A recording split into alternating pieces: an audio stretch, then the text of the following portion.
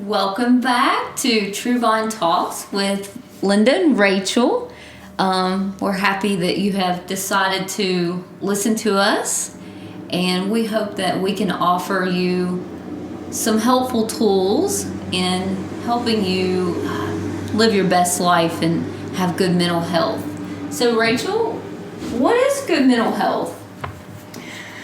I think good mental health is being kind of self-aware, being aware of your experience and your emotions, being able to manage and self-regulate.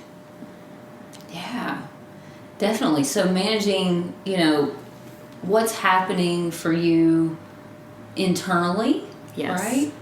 And what your experiences have been and how that makes you feel emotionally, right? So when you meet someone and you're like, man, they have really good mental health, what does that person look like, do you think? That's a good question. I think they're usually pretty calm. Yeah. They don't get flustered easily. They're not exploding their emotions, to the world. They're not having anger outbursts, but they're also not imploding. They're not really hard on themselves and kind of just beating themselves up all the time. They're relatively stable. Mm-hmm. And how does someone get stable, do you think, like that? Like what you're describing is so true for someone with good mental health, but how did they learn that even though this is ticking me off, I'm not going to explode on you, How did they learn to self-regulate like that, do you think? What are some things that people do to learn those self-regulation skills? Yeah, I think learning to spend time on yourself without feeling selfish, kind of, like I said, being self-aware, being aware of, okay, what am I thinking about this situation? Good. Does it mean something about myself? Is what I'm believing it means rational or irrational? Very good. Am I taking this out of context? Not taking things personally. Yeah. Very good. Exactly. So sometimes, say, if a situation happens, the barista at Starbucks, she got my cappuccino wrong and my milk wasn't a certain temperature. If I have good mental health, how am I going to respond to this barista? Am I going to be like, well, why didn't you get this right? And I wanted a certain temperature. And I started getting overly frustrated, and I respond negatively to her. What does that say about me emotionally? If you respond negatively? Yeah, if I blow up on her and tell her, why can't you do anything right? You people don't know how to make my cappuccino. Yeah, so I would say if that's your reaction, you probably have a belief system that you've developed that kind of thinks that no one ever gets it right. If I want it done right, I have to do it myself. No one can meet my needs. Ooh, that's good. So no one gets it right for me. No one can meet my needs. So I'm going to, like you said earlier, just explode on this person. Yeah. So if I had good mental health and my cappuccino's not quite like I like it, how might I respond differently? I think if you have good mental health and cappuccino's not perfect, you're going to be like, you know what? Yeah. It's all right. Yeah. Maybe I'll get a better one tomorrow. I'm still getting my caffeine fix for the day. Life goes on. Maybe the barista, it had a bad day, bad week. Maybe something's going on in her life. Maybe the machine's not functioning properly. Someone hasn't been able to come fix it yet. Life is not always perfect. Right. And that's okay. And that's okay. So that's what a good mental health response would be to the cappuccino not being right. Rachel, you did an excellent job of saying, oh, okay, the machine may have been broken. Or maybe, something else was going on that day. But tomorrow, I might get a better cappuccino. But my response to the cappuccino not being just right kind of looks, like, hey, it's okay that it's not right today. And I'm not going to explode on this nice barista, right? Right. It's not the end of the world. Yeah. And when you say it's not the end of the world, someone who has catastrophic thinking patterns, and that's a term we use in this counseling field, means everything's bad. All my situations are bad. Mm-hmm. Every encounter is just awful. Nothing ever goes right. Nothing's ever gonna go right. Yeah. And just life is miserable. Yeah. Everything is a mess, right? So if I have good mental health, I won't think so extremely about every daily interaction or experience. Yeah, not every experience is good or bad. Some things just are. Yeah, very good. Yeah, so the catastrophic thinking would lend itself towards an emotional uproar, right? Like I'll get, really ticked off at this barista, just mad. But good mental health looks like what you were saying, which is, hey, the machine might be broke.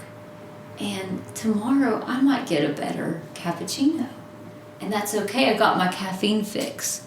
So what you're doing is your internal dialogue is changing how you feel emotionally, right? Mm-hmm. And that's a sign of good mental health, yes. Right? Yes. Yeah. So what can we tell our listeners about improving their thoughts in their daily experiences to help them with good mental health? What are some things we can tell them that might help? Are you talking about like teaching themselves how to reframe? Yeah. Are we doing some like cognitive behavioral of course stuff right now? Okay. Yeah. So the first step, I think, is just becoming aware of our internal dialogue. Those thoughts that cross your mind. We can't really turn off our brain chatter. It's always going. Mm-hmm. So, when something happens and you feel yourself becoming anxious or upset, what is it that you're telling yourself about the situation? Good. That's the first step. What am I telling myself about what just happened? And then step 2 is what I'm saying to myself rational, right? Ooh. And rational means, is it logical? Is it based on facts? Because sometimes we have a tendency to kind of think the worst of things, right? So like the cappuccino wasn't perfect, it wasn't good, so it's the end of the world. This is just, it's starting my day. This is going to be a horrible day. Yeah, right. Terribilizing, Terribilizing. I like that word. She got a new word, terribilizing. Did you guys get that? Terribilizing. So, no, it's not the end of the world. Yeah. No, it doesn't mean your day is going to be awful and horrible, right? Terrible. Mm-hmm. It just, all it means, right, rationally thinking, is your cappuccino wasn't perfect. Ooh, maybe it will be tomorrow. Yeah. Right? So we got upset. We realized that what we were telling ourselves wasn't actually fact, and we changed it, right? That's the third step, is changing it to something more positive based on facts. Maybe it'll be right tomorrow. Yeah. More positive and more true to what was really happening, right? So the cappuccino wasn't perfect, but guess what? I still got my caffeine today. Yeah. So even I don't have to make it like magical. My thoughts don't have to be like, oh, the barista's so nice, and you know, everything's great, and even though my cappuccino sucked, blah blah blah. You don't have to. People think we're talking about magicalizing or positive to the nth degree, like we're in Disney World. Like over dramatizing the good. No. Over dramatizing a negative situation into something so wonderful, like you said. Yeah. That's not what we're doing here when we reframe, like you said. Right. A reframe is making it more what?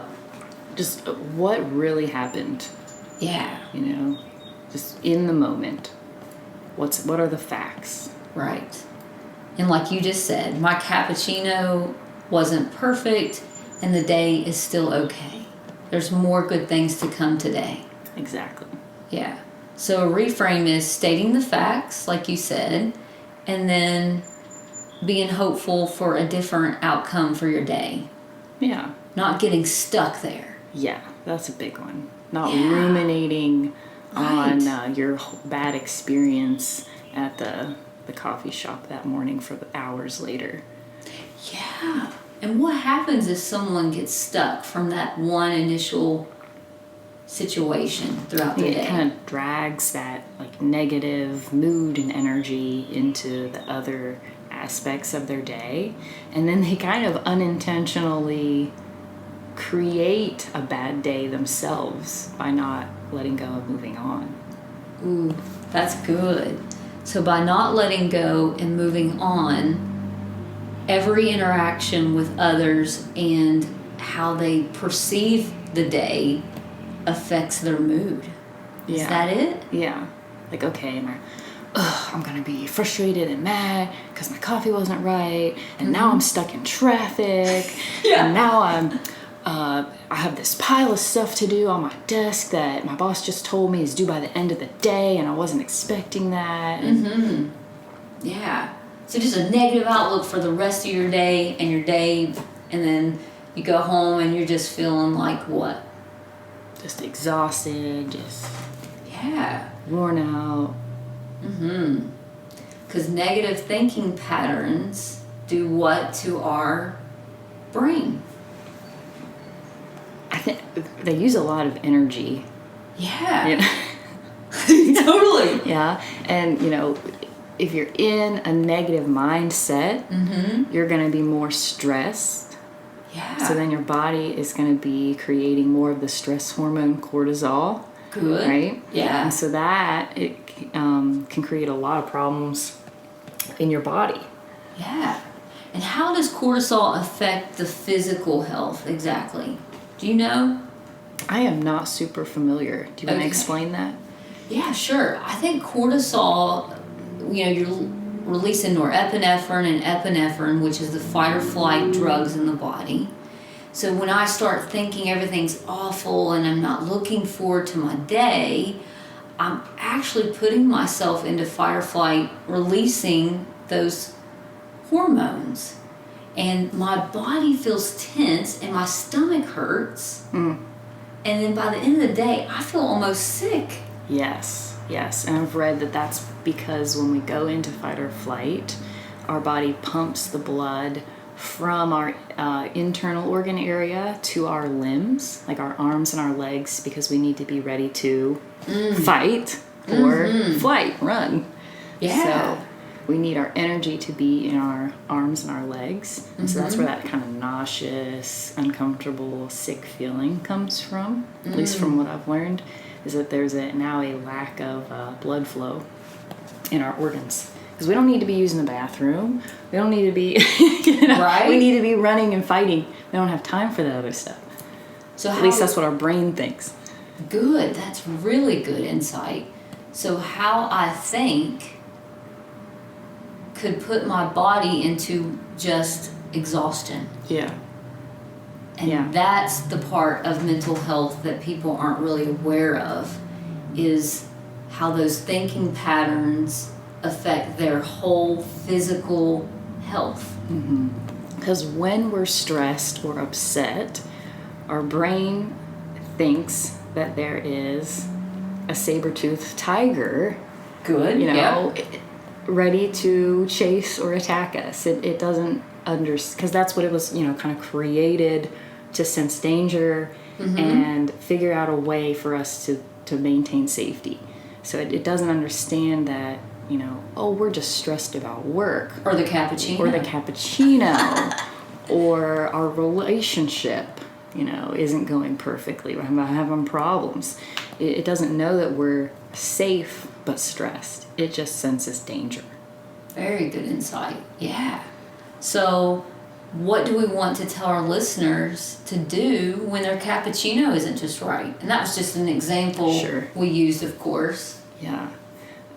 So I think having some go-to relaxation strategies to calm the mind, right? Deep breathing is a really good one. Long, slow, deep breaths that are like close to twice as long of an exhale than inhale. So if we inhale for 3, we're going to exhale for about 6. Right? Do that at least 5 times. And that sends the signal to your brain like, okay, we're going back to calm. Everything's all right. I'm safe. The saber-toothed tiger has decided to go somewhere else. Very good. And that makes the body go back into homeostasis. Yes. More balanced. Our hormones, they just settle down. And we're not in fight or flight, and therefore, like you just said perfectly, the saber-toothed tiger is not there, so I can relax. And the cappuccino isn't right, and that's okay. And I can be okay. Yeah. Yeah? Yeah. And that self-talk, like you were talking about, I'm okay. There's better things to come today. And you're reframing it. Yeah. Is that... You like that? Is that helpful? I do like that. And you don't have to lie to yourself, like, man, I got really upset about that. It really wasn't, what I was expecting as a customer, but it's all right. I'm moving on. Try again tomorrow. Yeah. Very good. So we hope that you guys enjoyed our little snap time about what is mental health. We'll do some more segments on this in the future, but we appreciate you joining us for True Vine Talks with Linda and Rachel, and we look forward to you guys asking us questions that you might want us to talk about in our True Vine Talks. Thank you for joining us. See you next time. Bye.